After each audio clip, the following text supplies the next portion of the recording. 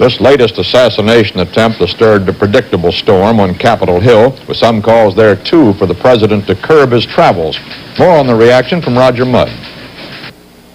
The Congress today reacted in at least 50 different ways. Senate Democratic Leader Mansfield asked for immediate Secret Service protection for all presidential candidates, but the Congressional Leadership Committee, after an urgent afternoon session, ordered protection to start October 1st for the 4 candidates who officially qualified: Lloyd Bentsen, Henry Jackson, George Wallace, Morris Udall.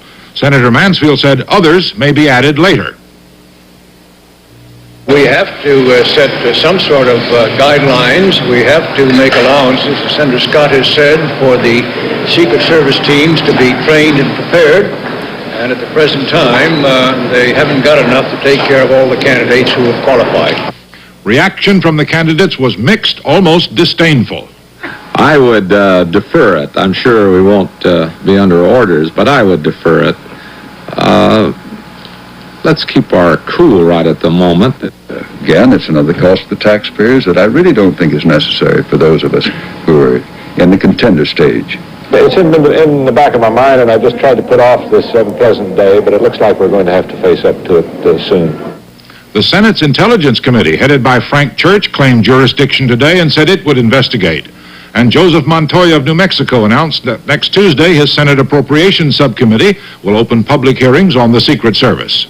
Well, there are a few things have cropped up from the recent event which indicate that the Secret Service did not do the proper follow-up, or this might have been prevented. The ranking Republican on the subcommittee is Henry Bellman of Oklahoma. I've been wondering if it might be possible from here on out for us to use the same kind of electronic screening system that presently every commercial airline passenger goes through when he gets on an airplane. Well, how would you set up a radar screen on Nob Hill in San Francisco? It isn't always necessary the president to go to Nob Hill. He could just as well go to the Cow Palace out in San Francisco and have their rally there. And Vice President Rockefeller suggested we all stop talking about it. Roger Mudd, CBS News, Washington. In addition to the congressional probes of the Secret Service, Treasury Secretary Simon said the service itself already is looking into possible overhaul of its protective system. The San Francisco shooting also gave new impetus to gun control legislation, as Barry Seraphin reports. More than 120 bills calling for stricter gun control have been introduced in this session of Congress. Today, another was introduced by John Conyers, chairman of a House subcommittee considering gun control legislation. Except for special cases like police, Conyers' bill would outlaw handgun ownership.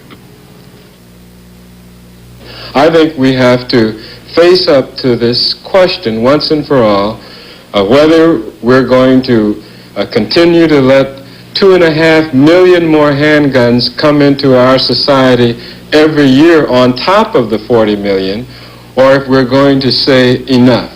I'm ready to say enough. Birch Bayh, chairman of a Senate subcommittee, hopes the attempts on the president's life will improve chances for gun control legislation. Look, I think we have to recognize the emotions involved here. Hopefully the people who want some action now will have more than just a short-term interest, and it ought to be directed because of concern of the problem with a lot of innocent people being killed that nobody ever heard of, who are as important to their families as the President of the United States is to the rest of us. The National Rifle Association continues to oppose any new laws. I think the big problem we have is to really get at the existing laws that we have.